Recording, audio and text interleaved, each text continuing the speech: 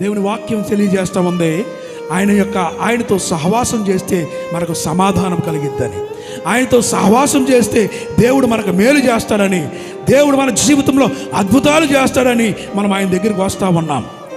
అలాగే యేసు ప్రభు గురించి వింది, ఆయన అద్భుతాలు చేసే దేవుడని, ఆయన మహత్కార్యాలు చేసే దేవుడని యేసు ప్రభు కోసం విని ఆయన దగ్గరికి వస్తూ ఉంది ఆ స్త్రీ. చూడండి, ఆమె అనేకమైన వైద్యుల చేత ఎన్నో తిప్పలు పడింది. తనకు కలిగినంతయు వ్యయము చేసుకుని ఎంత మాత్రము ప్రయోజనము లేక ఏం చేస్తుందంట? ఎంత మాత్రం ప్రయోజనం లేదండి.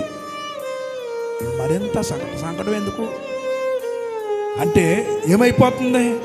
ఉన్న కొద్దిగా అప్పుల్లోకి కూరుకుపోతుందేమో, బహుశా ఉన్న ధనమంతా వ్యయపరుచుకుంటుందేమో, వీటి ద్వారా మరింత ఇబ్బంది పడిపోతూ ఉంది. అయితే ఆమె యేసును గూర్చి విన్నదే. ఎవరు గూర్చి విందమ్మా? యేసును గూర్చి.